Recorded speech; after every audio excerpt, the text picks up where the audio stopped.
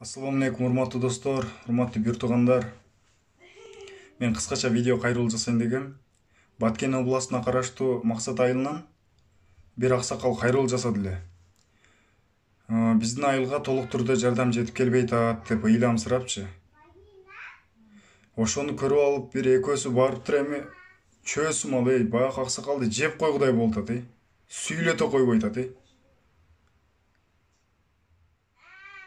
Эми бул экөөнүн барганын аны аксакалды такалап атканын мында сырттан карап турупчу. Акча сүйлөткандай болуп атат да. Бийликти көтүн жапканы келдиңби? Ушу эл журт качанга чейин ушул туура эмес кадамдарга барып аткан бийликти айыбын жаап жашырасыңар? Качан көзүңөрдү ачасыңар? Качан кыргыз оңолот? Ушинтип айыбын жаап жашырып туруп, по факту көргөзүп турса айыбын жаап жашырып туруп ушу күнгө жетип келдик. 30 жылдан бери мына өнүкпөй келебиз.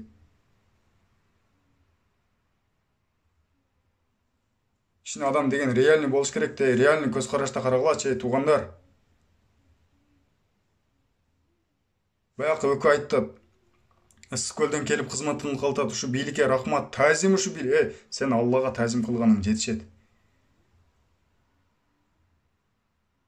Ысык көлдөн келмектери Америкадан келбейби? 1200 километрден келгенini сен не милдет кылдасың элге? Аксакалга барып алып. Жардам берсе эл үчүн жардам бериптир. Бийлик. Сенин колуңдан келеткен жардамың бере бербейсиңби унчукпай эле видео ролик жасап аксакалды такалабай?